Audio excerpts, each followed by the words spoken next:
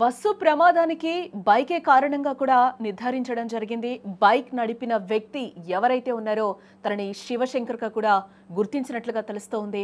కర్నూలులోని ప్రజానగర్లో శివ ఉంటున్నట్లుగా కూడా తెలుస్తోంది. బైక్ ఢీకొన్న తర్వాత బైక్ను కూడా బస్సు ఒక 300 మీటర్లు లాక్కెళ్ళినట్లుగా కూడా తెలుస్తోంది.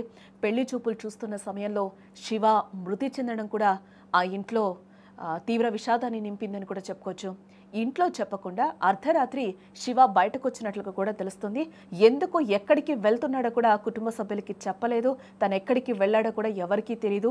ఈ ప్రమాదం ఎలా జరిగిందో అని కూడా ఫ్యామిలీ మెంబర్స్, కుటుంబ సభ్యులందరూ కూడా ఒక ఆవేదన అయితే వ్యక్తం చేస్తున్నారు.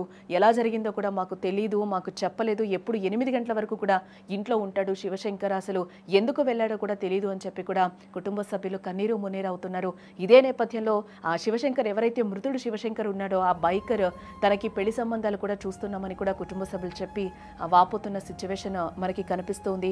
కర్నూలు జిల్లాలో ఘోర రోడ్డు ప్రమాదం జరిగిన విషయం మనకు తెలిసిందే. ముందు శివశంకర్ పల్సర్ బైక్ మీద వెళ్తూ ఉన్నాడు. వెనక నుంచి ఏదైతే వి కావేరీ ట్రావెల్ బస్సు వస్తూ ఉందో కూడా ఆ బైక్ నైతే ఒకసారిగా కూడా ఢీకొట్టినట్లుగా మనకి తెలుస్తోంది. ఇదే నేపథ్యంలోనే ఒకసారిగా తను మృతి చెందినట్లుగా కూడా తెలుస్తుంది. ఆ బైక్ దాదాపు కూడా ఆ బస్సు 200 నుంచి 300 మీటర్లు లాక్కు వెళ్ళినట్లుగా కూడా మనకి తెలుస్తూ ఉంది.